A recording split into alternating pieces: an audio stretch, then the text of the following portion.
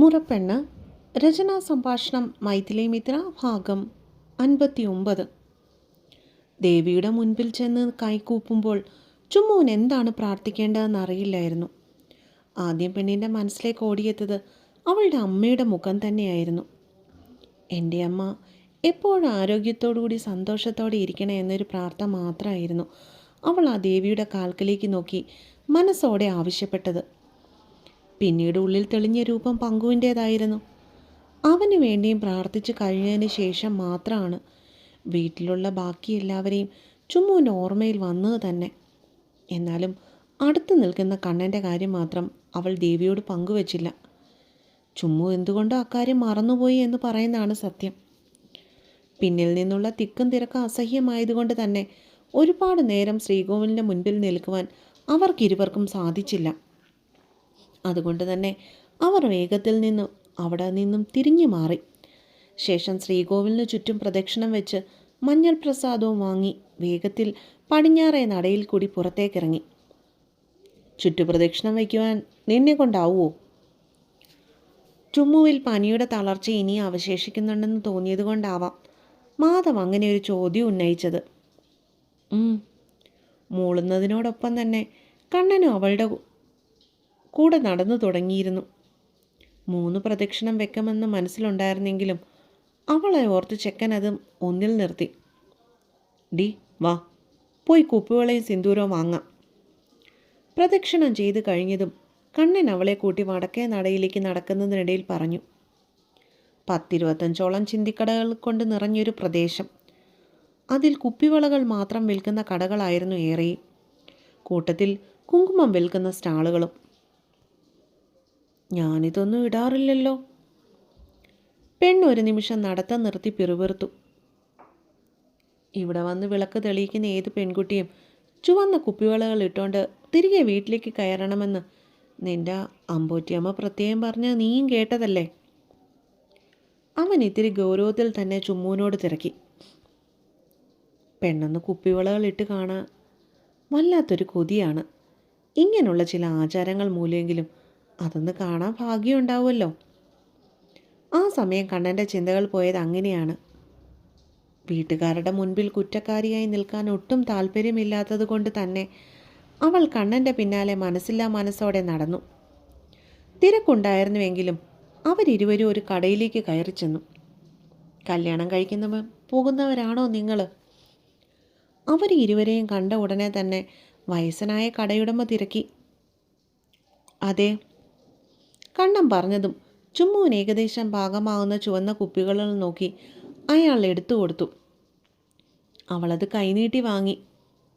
എന്നിട്ട് സ്വന്തം കയ്യിലേക്ക് കയറ്റുവാനായി ബന്ധപ്പെടുന്നത് കണ്ടപ്പോഴാണ് കണ്ണൻ ആ വളകൾ വാങ്ങി അവളുടെ ഇരു കൈകളിലുമായി ഇട്ടുകൊടുത്തത്. എന്താ ഭംഗി! പെണ്ണിൻ്റെ വെളുത്ത കയ്യിൽ നിറഞ്ഞു കിടക്കുന്ന ചുവന്ന കുപ്പിവളകൾ കണ്ണനെ അത്രമേൽ മതിപ്പിച്ചിരുന്നു. ആ കൈകൾ രണ്ടിലും മാറി മാറി മുത്തങ്ങൾ കൊണ്ട് മൂടുവാൻ അവൻ കൊതിച്ചുവെങ്കിലും പിന്നീടുണ്ടാകുന്ന പരിണിത ഫലങ്ങൾ ഓർമ്മയിൽ തെളിഞ്ഞതും കണ്ണനത് മനസ്സിൽ തന്നെ അടക്കി. ഇട്ടുകൊണ്ട് നടക്കുമ്പോൾ അറിയാം അതിൻ്റെ ബുദ്ധിമുട്ട്.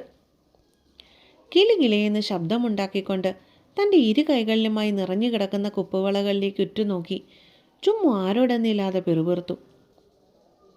ഇന്നൊരു ദിവസത്തേക്ക് ആ ബുദ്ധിമുട്ടൊന്ന് സഹിക്കേണ്ട വേദൂട്ടിയെ നീ. ചെക്കൻ അവളെ നോക്കി കണ്ണുകൾ ചിമ്മിക്കാട്ടി.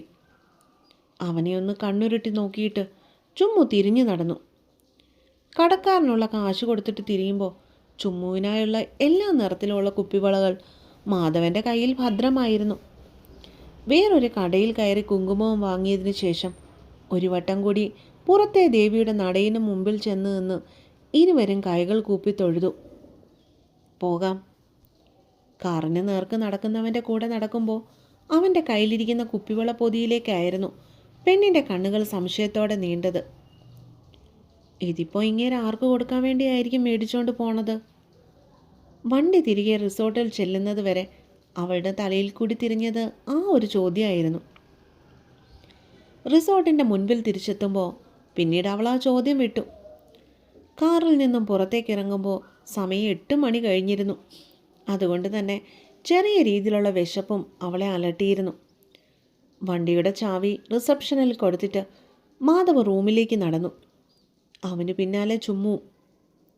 എടി, തുണിയൊന്ന് മാറ്റിയിട്ട് കിടക്കടി. മുറിയിലേക്ക് ചെന്നതറിയാതെ കട്ടിലിലേക്ക് മറഞ്ഞവളെ നോക്കി മാധവ് കണ്ണുരുട്ടി പേടിപ്പിച്ചു. എങ്കിലും ചുമ്മു അത് ഗൗനിച്ചില്ല. ആ കിടപ്പ് അങ്ങനെ തന്നെ അനങ്ങാതെ കിടന്നവൾ.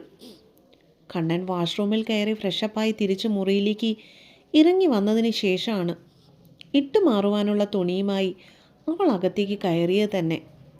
കുളി കഴിഞ്ഞ് ചുമ്മു തിരിച്ചിറങ്ങി റൂമിലേക്ക് വന്നപ്പോഴേക്കും കണ്ണൻ അവർക്കിരുവർക്കുമായും കഴിക്കുവാനുള്ള ആഹാരം മുറിയിലേക്ക് വരുത്തിച്ചിരുന്നു. അതും കഴിച്ച് കണ്ണൻ കൊടുത്ത ടാബ്ലറ്റും എടുത്ത് ഒരു നിമിഷം പോലും പാഴാക്കാതെ ചുമ്മു വീണ്ടും ബെഡിന് മുകളിലേക്ക് മറിഞ്ഞു. നാളെ രാവിലെ തന്നെ തിരിച്ചു പോകാനുള്ളതാ.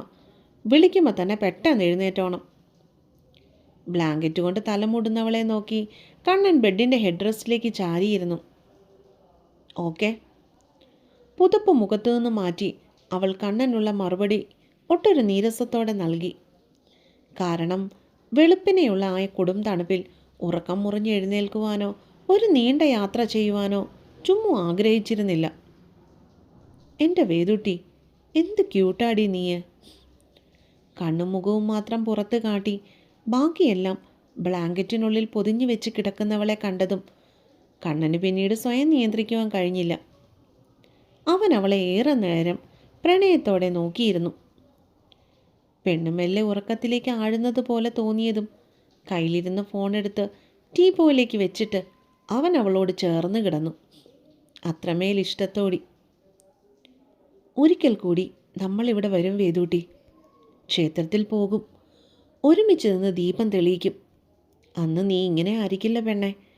നിന്റെ കഴുത്തിലേ എൻ്റെ പേര് കൊത്തിയ താലിയുണ്ടാവും. നിന്റെ നെറുകയിലോ ഞാൻ അണിയിച്ചു തരുന്ന സിന്ദൂരവും, കൂടെ എന്നോടുള്ള അകമഴിഞ്ഞ പ്രണയവും.